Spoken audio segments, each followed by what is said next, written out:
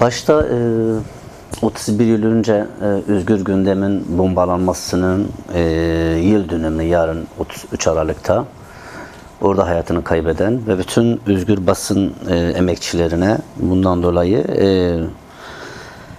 saygımızı belirtip özgür basının bugünlere getirenin aslında o mücadelenin dinaminin olduğunu belirtelim.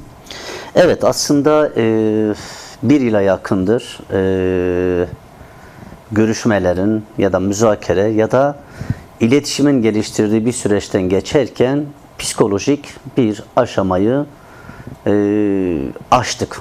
Yani 100 yıllık bir sorunun bugün meclisin komisyon olarak İmralı'ya bir meclis adına gidilmesi siyasal anlamda çok önemli bir eşiktir. Zaten bir ülkenin sorunun çözümü mercide meclisin olması gerekiyor. Ve bu psikolojik aşıldı. Bu sorunun aslında siyasal anlamda demokratik bir şekilde ülkenin sorunlarına çözüm olan yerin, meclisin buraya gidip bunun başlatması çok önemlidir. Bugüne kadar şunu da belirtelim. Birçok çözüm süreci, barış süreci adı altında ya da başka iletişim kanalları kullanarak aslında toplum olarak ve ülke olarak da doğru çözümün adresi olan meclisin bunu artık muhatabıyla birebir görüşmesiyle gerçek anlamda halklara, Türkiye halklarına artık bu sorunu çözebileceğinin umudunu da arttırmış oldu ve buna artık herkesin hazır olduğu bir dönemde de geçiyoruz. Bu anlamda çok önemlidir. Tarihi bir eşiktir. Bundan sonra özellikle şunu da belirtmek isteriz. Bir şey olmadı değil mi? Yani 100 yıllık bir sorunun bugüne kadar ki çözülmemesinin ya da özellikle birebir muhatabıyla görüşülmemesinin aslında bize ne kadar kaybettirdiğini bir gerçekliği de ortaya çıkarttı. Oysa ki görüşüldüğünde aslında bu sorunun nasıl çözüleceğini ve bunun hiçbir şey anlamda bir şey olmayacağını özellikle bize göstermiş olduğu. Bu da çok önemlidir. Bundan sonra içinde aslında somut adımların atılması ve toplumun artık bütün sorunlarına çözüm getirme noktasında en büyük eşiği açılmış olduğunu belirtebiliriz. Açıkçası yani biz parti olarak zaten bu süreçle birlikte toplumun içindeyiz. Her gün halkla birlikteyiz ve halkın bu sürece barışa yönelik, sorunu çözmeye yönelik olan inancını hem besleyen bir yerde hem birlikte bunu geliştirmeye çalışıyoruz. Bu çok önemli oldu. Belki 50 yıllık bir çatışma sürecinden sonra muhatabıyla çatışan tarafların, özellikle çatışan taraflarının işte meclisin muhatabıyla birebir oturup bunun görüşmesi çok önemli ve halkta da buna olan umut artırmıştır. Çünkü hepimiz biliyoruz ki 93'lerden bugüne kadar dönem dönem bu arayışlar, bu çatışmasız ortam ya da görüşmeler ya da barış süreçleri bu temelde hep muhatabıyla doğrudan ve meclis zemininde ki hukuksal adımların atılması gereken meclis zemininde bu görüşmeler olmadığı sürece insanlarda bir kaygı yaratmıştı. Ama şu anda bu eşiğin atılmasıyla, yani bu siyasal zemine indirmesiyle artık toplumda, toplumun her kesiminde evet 100 yıllık bu sorunun yasal düzenlemelerle gerçekleştirmek gerektiğini düşünüyoruz. Bu mesele sadece Türkiye'nin eşit yurttaşlık temelinde bütün halkları, bütün farklarıyla buna nasıl cevap olmasıyla ilgili bir durumdur. Bu temelde eğer düzenlemeler ve hukuki zeminler oluşturursa zaten silahların bırakılması bu anlamda anlamsız kalır.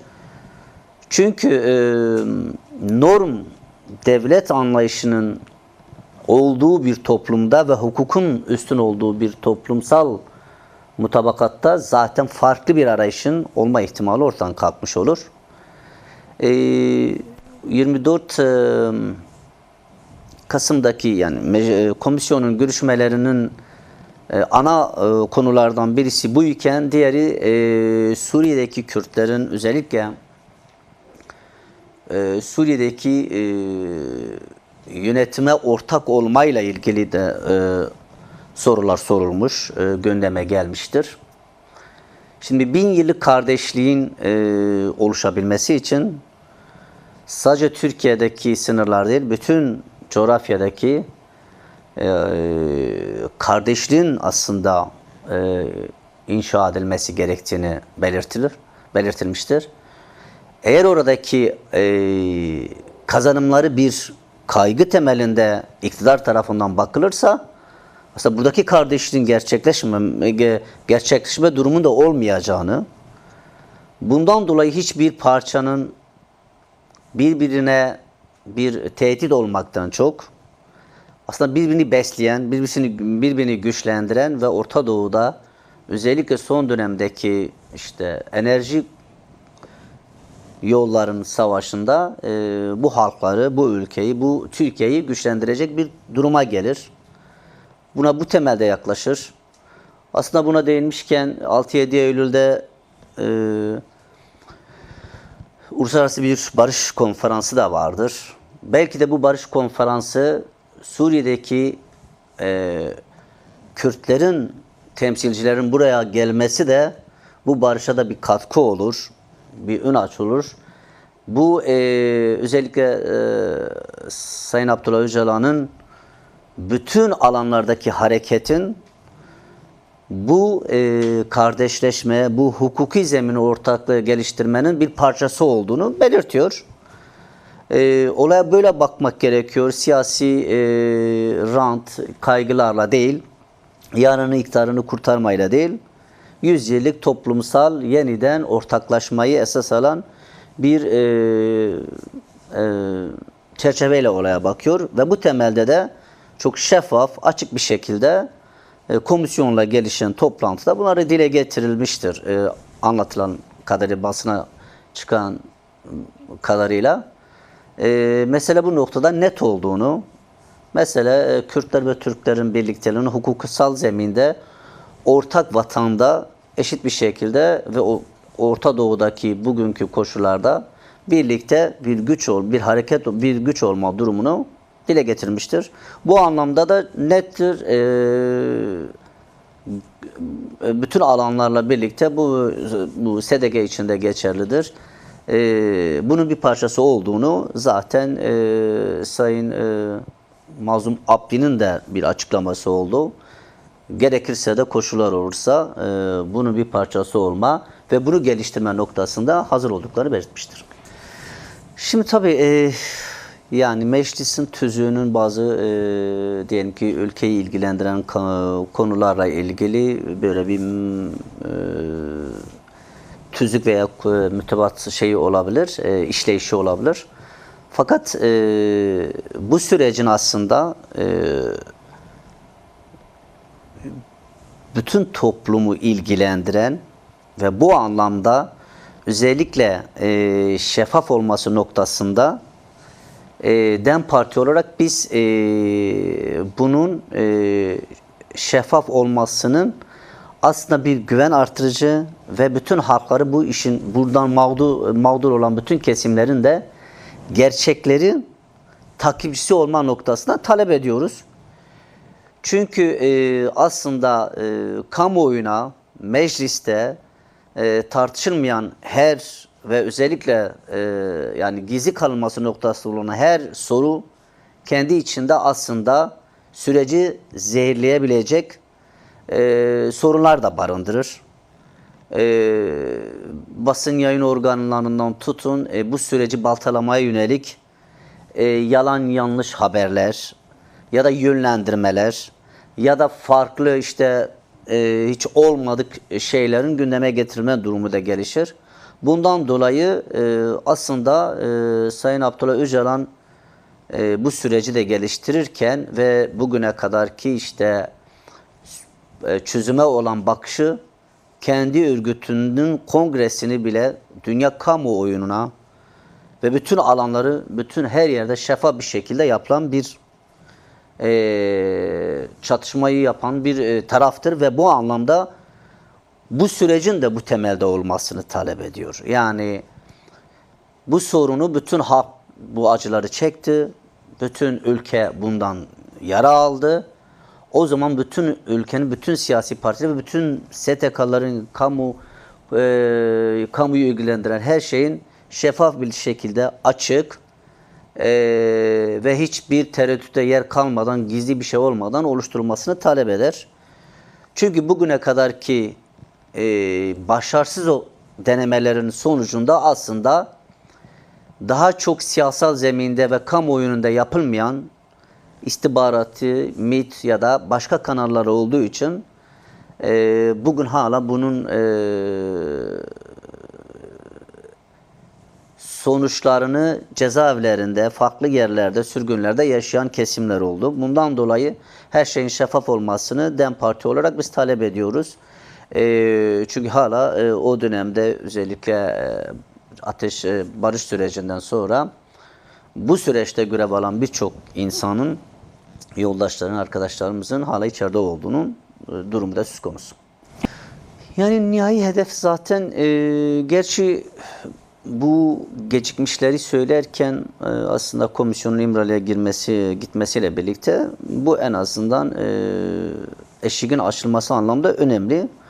Ama tabii ki bugün bir sorunu çözümü için bunun muhataplarının demokratik bir toplumu inşa etmesi için de entegrasyon anlamda bu toplumla birlikte bunun siyasetini yapması için de hukuksal adımların ve özellikle de bu sorunun kaynağı olan inkarı ortadan kaldıracak düzenlemelerin olması gerekiyor. Yani meselenin çıkışının nedenlerini ortadan kaldırmadığımız sürece biz her gün barışabiliriz, her gün görüşmeler de olabilir. Fakat yeniden doğuracağı için hukuksal zemin ve zihniyet anlamda bu ülkenin bugüne kadar 100 yıllık inkar edilmiş, dışlanmış ve yok sayılmış başta insanların temel hakları ve kimlikleri olmak üzere, inançları olmak üzere tüm bunların hukuki düzenlemeleri yapmadan zaten bu sorunun çözmesi mümkün değildir. Tabii iktidar bu süreci biraz daha çok silahların bırakmasına endeksli olarak bir yol çizdiğinin görüntüsü var, öyle diyelim. Fakat artık karşı tarafın özellikle de Kürt Özgürlük Hareketi'nin bu anlamda üzerine düşen bütün sorumluluklarını yerine getirdi. Net bir şekilde kamuoyuna, dünya basına açık bir şekilde getirdim.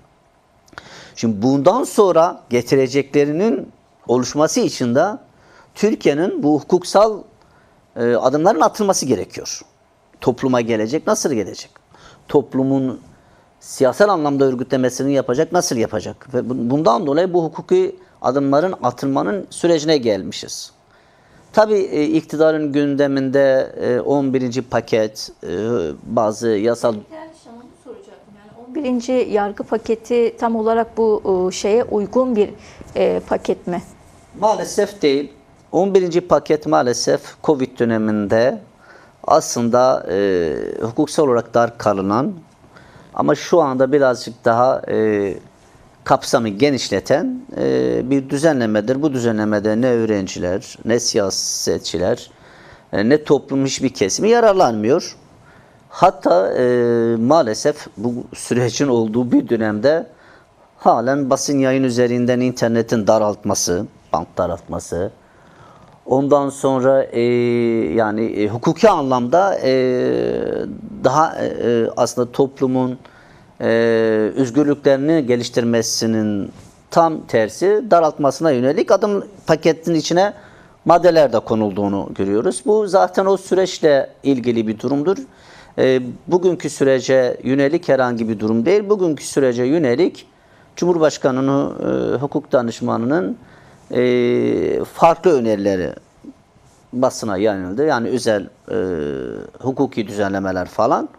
Ama tabii bizler daha çok bunun özel yasalarla olunmayacağını, hukuki olarak bütün toplumunun ve anayasal düzlemde geçici olmayan hukuksal düzenlemelerin olmadan bu sürecin ilerlemeyeceğini zaten belli bir noktada artık durduğunu ve beklenildiğini, artık devlet tarafından bunların atılması gerektiğini noktasıyla karşı karşıyayız. Ama 11. pakette maalesef hiç özgürlüklere yönelik ya da toplumu ilgilendiren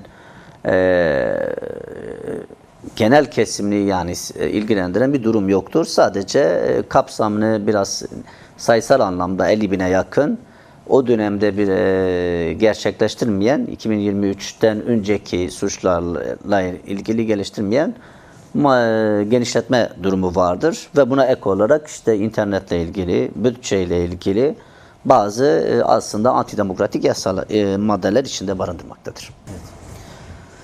Şimdi Sayın Uçum'un o söylediği özel yasada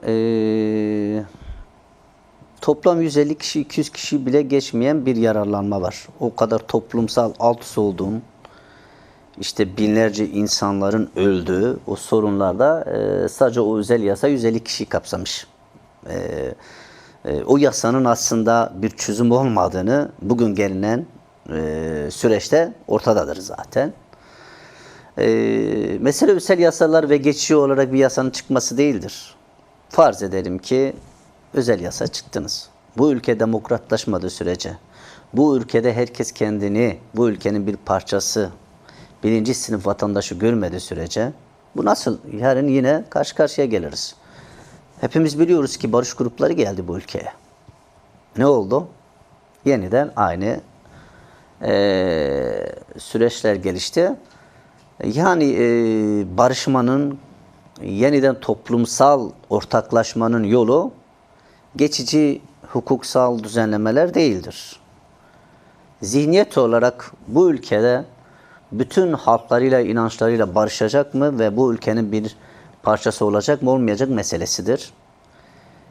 Mesela o zatın da aslında söylemek istediği ya da benim en azından algıladığım yani meseleye bir affetme olarak bakıldığı sürece bu çözümün gerçekleşme durumu yoktur. Çünkü olaya bir suçlu arama veya bir durumuyla bakarsan sen 100 yıllık sorunu aslında doğru temelde çözmüyorsun demektir.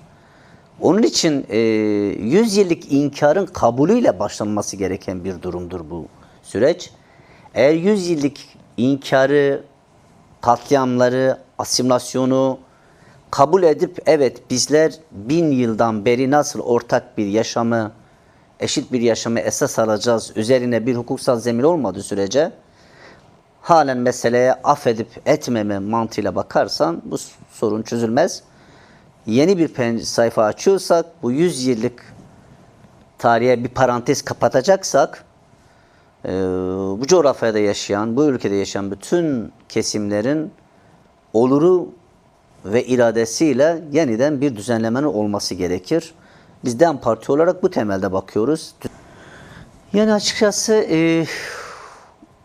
demokratik siyasetin bugün yani biz şu andaki kayyum yasasının hala devam edildiği bir dönemde AİHM'in kararına rağmen 5 haftadır hala Kobani kumpas davalarıyla ilgili adımın atılmadığı bir dönemde bunu şu anda buna yönelik çalışmaların özellikle bunlara yönelik çalışmanın kamuoyunu oluşturarak bunların düzeltilmesine yönelik bir çalışmaların içindeyiz. Yani bunların kabul edilmediği, bunların gerçekleşmediği bir dönemde bu sürecin ve demokratik bir özellikle hukuksal anlamda bir düzenlemenin de olamayacağını belirtiyoruz. Bundan dolayı biz şu anda özellikle barışa yönelik ve bu dönemde bütçenin oluşturduğu bir dönemdeyiz. 2026 yılın bütçesi. Ekmek ve barış buluşmalarıyla bütün toplumu aslında bu sürece sahip çıkmaya ve bugüne kadarki adil bir bütçenin oluşturulması özellikle noktasında kamuoyu oluşturma için alanlardayız, çalışmalardayız. Bunu bütün muhalif kesimleri ile görüşmeler yaparak, bunun içinde bütün ana muhalefet partisi olmak üzere bunun bir parçasını hale getirmek için alanlardayız, çalışıyoruz. Yani bu kamuoyunu oluşturmadığımız sürece de maalesef dediğim gibi hem AİHM'in kararı olsun, hem bugün Kobani davasındaki arkadaşlarımız olsun, maalesef bunlar gerçekleştirmeden bu oluşturulmaz, ama şuna da bir şeyimiz vardır, yani inancımız, ve bunu da sahada görüyoruz. Halkın artık bu temelde hem bütçenin, ki bugüne kadar insanları hep askeri ücretin, kendi ücretlerin artırılmasının sorunu sanki sanarak hep bunu talep ediyorlardı. Ama son dönemde biz şunu gördük ki cebimizden giden bu bütçenin nasıl paylaşıldığı noktasında artık halkın bir tepkisi var. Kesinlikle biz bu bütçelerin birilerinin zenginleşmesine, özellikle de birilerine ranta dönüştürülmesini kabul etmediği noktasında bir duyarlılığın geliştiğini de görüyoruz. Yani açıkçası aylardır yani yani özellikle yerel seçimlerden bugüne kadar ve bu sürecin başlamasından beri partimiz CHP'nin bu noktada bütün toplum kesimleriyle birlikte bunun bir parçası yapma noktasında ısrarla sürdürülüyordu. CHP'nin özellikle bu komisyona, İmralı'ya gitme noktasındaki tutumu bizlerde de ve toplumda da aslında çok büyük bir nasıl diyelim, yani şunu hatırlattı. Aslında demokratik toplumun bir parçası olma ve özellikle de bugün kendisine karşı yürütülen siyasi davaların çözmesini istemiyormuş gibi bir algı oluşturdu. Şimdi oradaki özellikle de bu celladına aşık olma durumu, yıllar önce başka partiler biz CHP ile bu kent uzlaşısını yaparken de bize aynısını söylüyordu. Şimdi yani biz her taşın altında cellatlar bulabiliriz. Mesele bugün o cellatları bulma meselesi değil. Mesele bugün herkesin ortak değerlerini yaratacak bir demokratik toplumu oluşturmadır.